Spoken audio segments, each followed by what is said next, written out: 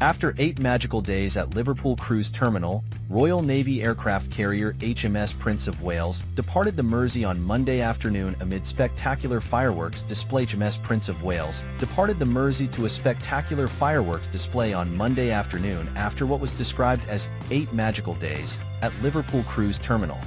The ship arrived in the river on Sunday, December 1st, a day earlier than planned due to bad weather. The weather continued to be a feature of the visit, with Storm Dara scuppering plans to welcome 10,000 members of the public on Saturday. The winds were so strong that despite 18 ropes and lines, the lowering of anchors, and the support of tugs, the massive aircraft carrier still gave the impression of moving in the dock. The weather improved on Sunday, allowing thousands of people to board.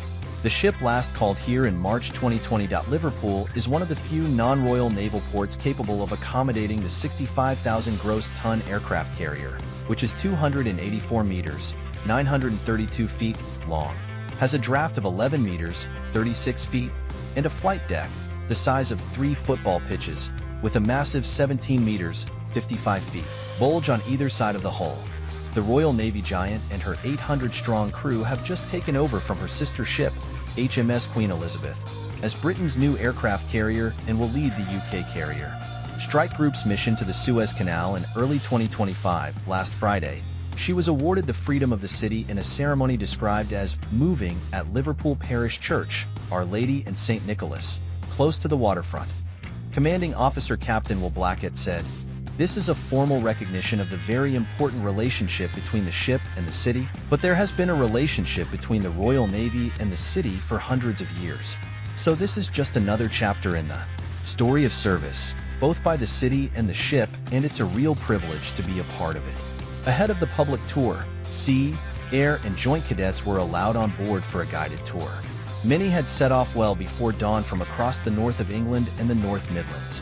Emerging from the security hut, the youngsters caught their first glimpse of the carrier, prompting a loud woo from the excited cadets.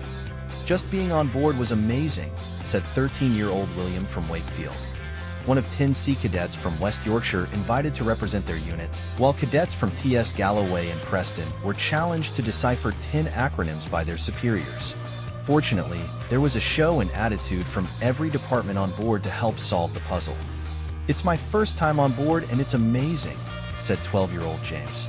His friend Thomas, also 12, added, "The size of the ship and the equipment on board is just mind-blowing." Other youngsters were busy throwing balls to knock bricks off a virtual wall. Older visitors tried their hand at rowing 500 m on the carrier's fitness machine.